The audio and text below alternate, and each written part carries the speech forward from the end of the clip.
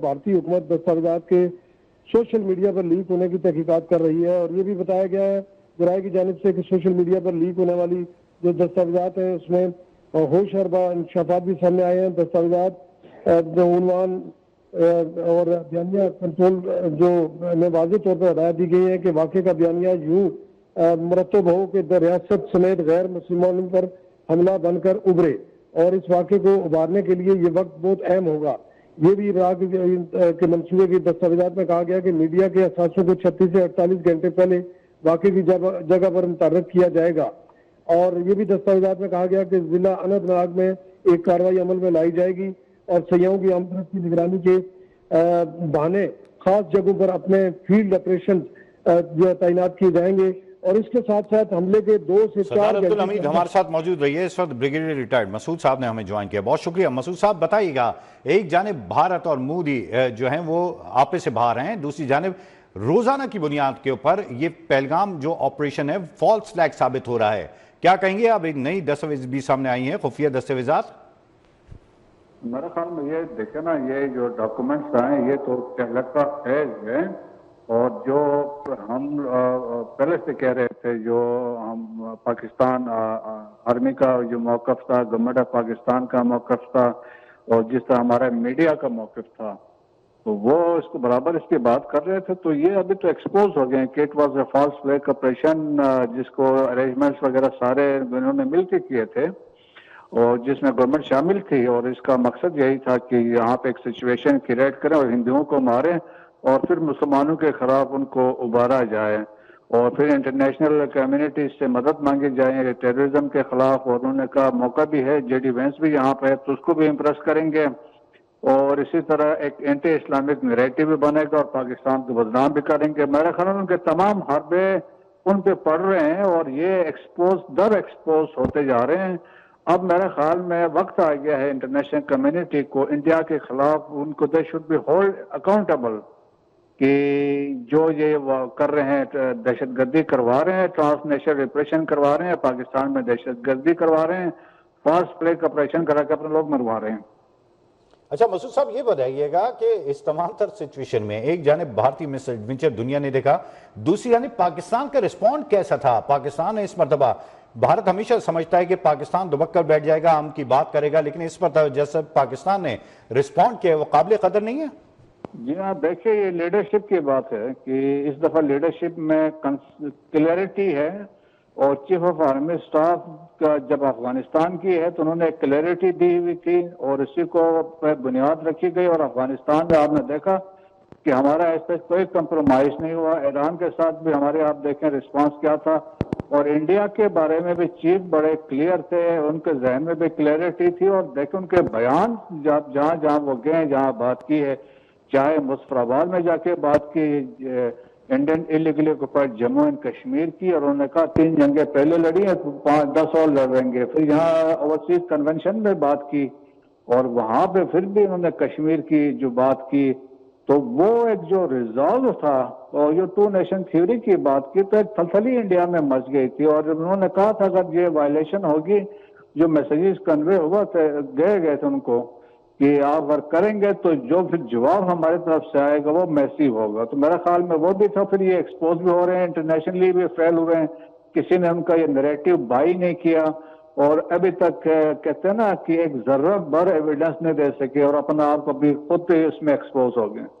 مسعود صاحب یہ بھی بتائیے گا، اس تمام تر سچویشن میں پاکستان نے وہ گول اچیو کیے جو بھارت ایکسپیکٹ نہیں کر رہا تھا، بالخصوص اگر دیکھا جائے پاکستان کی جارحانہ پالیسی اس بات پر کہ ہماری طرف میلی آنکھ سے دیکھا گیا تو ہم تمہاری آنکھیں نوچ لیں گے، یہ بات پروو ہوئی۔ ساتھ ہی ساتھ یہ بتائیے گا کہ اب بھارت بالخصوص مودی اور بی جے پی اپنی عوام میں کس طرح سے جائیں گے، وہ کس طرح سے رسپونڈ کریں گے، اور کیا وہ جو نیریٹو بلڈ کرنا چاہ رہے تھے اس میں مکمل ناکام نہیں ہوئے؟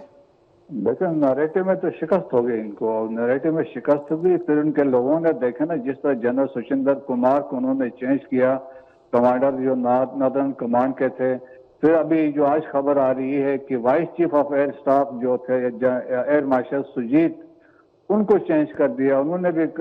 مودی کی پالیسیوں سے اختلاف کیا تھا، ہی ہیز بین ریپلیس، اس کی بھی انکوائری ہو رہی ہے۔ تو انڈین آرم فورسز میں ڈسٹرسٹ آ گیا ہے، اور اس میں آپ سمجھ لیں کہ ایک ڈیپ انٹرنل کرائسس نظر آ رہے ہیں، اور وہاں پہ ایک لگ رہا ہے کہ morale جو ہے ان کا ڈاؤن ہوا ہے، اور وہاں پہ ایک سائیکالوجیکل ٹائپ ایک سچویشن کریٹ ہوئی ہے، ایک ریزنمنٹ ہے ٹروپس کے اندر. تو ان حالات میں وہ کیسے آ کے جنگ لڑ سکتے ہیں؟ اب وہ ایکسپوز ہوتے جا رہے ہیں. اچھا مسعود صاحب، کچھ عرصے پہلے کی بات ہے کہ رافیل جو طیارے ہیں اس میں کرپشن کے اوپر بہت بات ہوئی تھی مودی سرکار کے اندر ہی. تو اب یہ تمام تر عقدے دوبارہ سے کھلنے جا رہے ہیں آپ سمجھتے ہیں؟ اور ساتھ ہی ساتھ یہ بھی بتائیے گا کہ اس تمام تر صورتحال میں اب بھارتی مسلمان، بالخصوص جس طرح سے بھارت اب زیادہ تر مسلمانوں کو اذیت دے گا، آپ سمجھتے ہیں کہ مسلمانوں کو بھی وہاں پر سوچنا چاہیے کہ جس طرح خالصتان تحریک بن رہی ہے اس طرح سے مسلمانوں کو بھی اپنا زور دکھانے کا وقت آ گیا ہے؟ میرا خیال میں بالکل آیا ہے. دیکھیں کہ مسلمان 20 کروڑ مسلمان ہیں، اور ان میں سے چند ہزار ہی کھڑے ہو گئے ہیں ڈیفرنٹ ایریاز میں انڈیا کے خلاف. تو یہ وہاں پہ جو کر سکتے ہیں ان کی کیپیبلٹیز، تو میرا خیال میں یہ ہو سکتا ہے. وہ ٹائم دور نہیں ہے. اور دیکھیں اسی لیے خوشونت سنگھ نے کہا تھا کہ ایک وقت آئے گا ہم لوگ خودکشی کریں گے، انڈیا ٹوٹ جائے گا، کوئی باہر سے کوئی طاقت نہیں آئے گی. جس طریقے سے وہاں پہ ایک آپ سنگھ پریوار کی حکومت آئی ہے، جس طرح وہ مظالم کر رہے ہیں، مسلمانوں پہ ہے، عیسائیوں پہ ہے، سکھوں پہ ہے، دلتس پہ کر رہے ہیں، شیڈول کاسٹ پہ کر رہے ہیں، تو وہ وقت دور نہیں ہے. یہ لوگ کھڑے ہو جائیں گے، اور چند ہزار بھی کھڑے ہو جائیں گے تو پھر ان کو سیدھا کر دیں گے. مسعود صاحب یہ بتائیے گا، جو دستاویزات آئی ہیں اس میں یہ بھی بتایا گیا ہے کہ فالس فلیگ آپریشن کا الزام پاکستان پر فوری لگا کر منصوبہ خراب کر دیا گیا. اس سے تو ثابت یہی ہوتا ہے کہ سیکیورٹی فیلئر کو روکنے کے لیے، اور ساتھ ہی ساتھ جو یہ انہوں نے وہاں پر خون خرابہ کیا، اپنے ہی لوگوں کو مارا، تو آپ کیا سمجھتے ہیں بھارت کیا حاصل کرنا چاہ رہا تھا اس ساری سچویشن میں؟ دیکھیں وہ اپنے لوگوں کو مروا کے ایک اینٹی مسلمانوں کے خلاف ایک وہ دکھانا چاہ رہا تھا، ایک لوگوں کو انسٹیگیٹ کروانا چاہتا ہے، انسائٹمنٹ کا ایفرٹ کی جا رہی تھی. اور ایک مسئلہ ایک دوسرا یہ اسلامک فوبیا بتانا چاہ رہا تھا، اور پھر دنیا کو یہ بتانا چاہ رہے تھے دیکھیں کہ ہندوؤں کو یہ مسلمان جو ہیں یہ دہشت گرد ہے، کس طریقے سے ہندوؤں کو مارا. جس وقت بیسیکلی تھیم اسی لیے ہندوؤں کو انہوں نے مارا تاکہ اس سے ایک سچویشن بلڈ ہو سکے، ایک کیس بنا سکے. لیکن وہ ان کی پلاننگ صحیح نہیں ہو سکی. میں تو کہتا ہوں it was a field false flag operation تھا، اس میں یہ پکڑے گئے ہیں اور ایکسپوز ہو گئے ہیں. مسعود صاحب، کلبھوشن یادو ہو، ابھی نندن ہو، یا اس طرح کا فالس فلیگ آپریشن جو پلوامہ میں بھی ہوا تھا اور اب ایک مرتبہ پھر بھارت نے کیا ہے، یہ بتائیے گا یہ جو ڈاکیومنٹ سب سامنے آئے یہ کتنے امپورٹنٹ ہیں اور پوری دنیا کو یہ باور کرانے میں کہ بھارت خود ہی اپنی تمام تر حرکتوں کا ذمہ دار ہے؟ فالس فلیگ آپریشن پاکستان پر کر کے جنگ کی حرکت کی کوشش کی گئی ہے بھارت کی جانب سے، تو یہ ڈاکیومنٹ کتنا امپورٹنٹ ہے؟ یہ ڈاکومنٹ تو میرا خیال میں آپ سمجھ لو وہ تو انڈیا والے تباہ برباد ہو گئے آفٹر یہ ڈاکومنٹ جب لیک ہوا ہے، اور جس سے یہ سارے دنیا کے پاس ایک ثبوت آ گیا. دیکھیں کہ یہ دہشت گردی نہ صرف دنیا بھر میں کروا رہے تھے، پاکستان میں کروا رہے تھے، اور fast flag operation, stage encounter, stage recoveries کروا رہے تھے کشمیر کے اندر، اور ایلزویر مسلمانوں کو قتل عام ہے، عیسائیوں کو مار رہے تھے. تو اب دنیا کو میرے خیال میں وقت آ گیا ہے کہ اب ان کو کٹہرے میں کھڑے کریں انڈیا کو، اور اس سے سوال پوچھیں کیوں کر ایسا ہوا. اب میرے خیال میں بڑے سیریس ڈیولپمنٹ ہے یہ، میرے خیال میں کوئی چھوٹی بات نہیں ہے. اور جس طریقے سے دیکھیں، جس طریقے سے 2 دن پہلے ہمارے D G I S P R نے ایک چھوٹا سا وہ کلپ بتایا تھا، ایک چھوٹا سا آپ سمجھ لیں انفارمیشن تھی، جو ہمارے پاس تو ہنڈریڈز آف سچ انفارمیشن تھی، اور میجر صاحب کے بارے میں جو انڈین جو کہہ رہا تھا کہ بلوچستان سے لاہور تک میرا کنٹرول ہے، اور رشتہ کے ذریعے وہ پاکستان میں دھماکے کروا رہا تھا. تو آپ دیکھیں اسی طرح جوہر ٹاؤن کا جو دھماکے ہوئے تھے اس میں بھی ہم نے پکڑے تھے، اس میں بھی یہ انڈین لنکس تھے. افغانستان کے اندر یہ سارے بیٹھے ہوئے تھے، وہاں سے یہ براس کو چلا رہے تھے. اور اس ڈاکومنٹس میں بھی براس کی بات آئی ہے کہ بی ایل اے نے کیا کرنا ہے، سوئی میں انہوں نے کب کرنا ہے، کوئٹہ میں کیا کرنا ہے. تو یہ تو دیکھیں totally they are now 100% expose اور کنفرم کہ India is sponsoring terrorism. Masood صاحب، دفاعی معاملات پر آپ کی بڑی گہری نظر ہے. اب ہونے کیا جا رہا ہے؟ آپ کیا سمجھتے ہیں بھارت اب بیک فٹ کے اوپر آئے گا، کوئی ثالثی کی بات کرے گا، اور پاکستان کس طرح سے رسپونڈ کرنا چاہیے پاکستان کو؟